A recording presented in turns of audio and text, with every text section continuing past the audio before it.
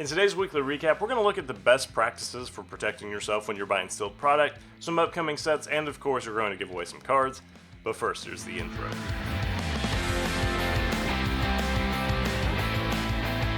It wasn't a particularly busy week at CardLines just because there wasn't a whole lot of sports card news. Most of the articles we released this week are looking at sports card sets.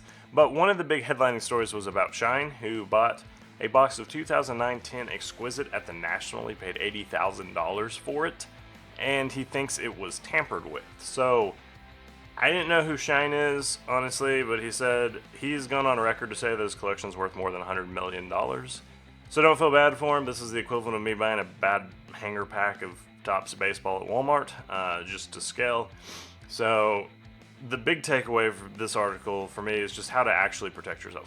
Remember that when you're buying sealed product, when you're buying a sealed case, it's supposed to be shrink wrapped. So you got to do some research. First thing is make sure it's shrink wrapped. Second thing is to historically go back into the archives and look at what the shrink wrap should look like for that particular set or that product.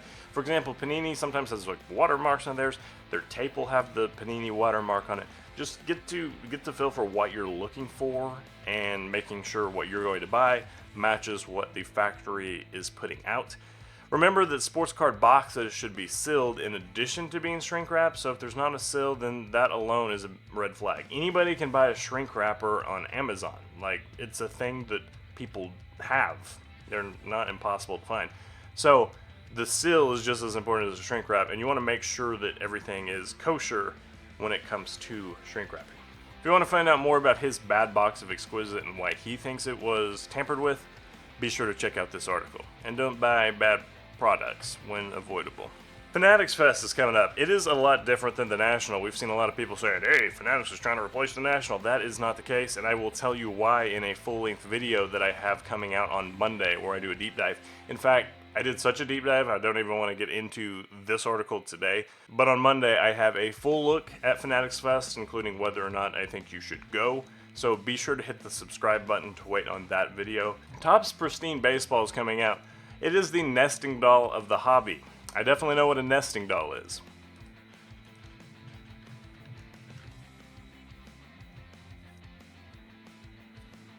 This must refer to the unusual, unorthodox packaging. Let me read what Mike says to put it to you straight.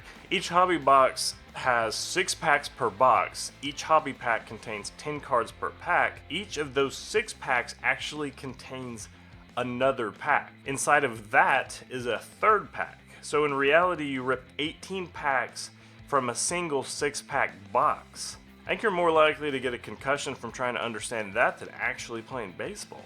Either way, you only get 3 autograph cards per box. 2 of them are going to be on card and one of them's an autograph relic. I've never actually ripped a box of this, but from what I'm understanding now, it sounds like that could be the equivalent of a CrossFit workout. It looks like they're selling for $430 to $500 on the resale market. It's a set that, I know of Topps Pristine. It's been around for a long time.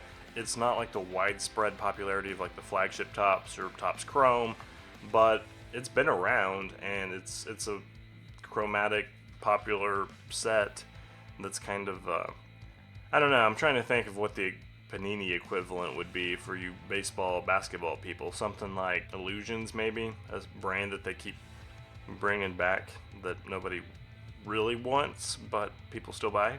You get sets that look like 1980s cleaning supply boxes, so that's cool.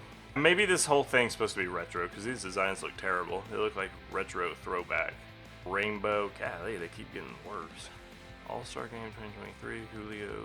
Anyways, if you're into Topps Finest, or if you're into ripping packs, this could be a fun box to rip. What it is not, however, is a smart long-term investment at the given release date price. Just looking at the numbers from previous years, I would say if you buy it right now, between that $450 to $500 market selling at, you're most likely going to lose money moving forward. Select Racing's coming back. I don't know that we have a lot of racers that watch my YouTube channel because I don't know a lot about it and I've never heard anything about it. So if you're watching and you're here for racing content, please comment below so I will know to focus on you and racing more in the future. But anyways, it's the normal select setup. I think you get 60-ish cards per box. Yeah, 12 packs per box with 5 cards. $150 a box, and you get quite a few autographs. Let me look. 2 autographs per box, and a mem card and 12 prisms.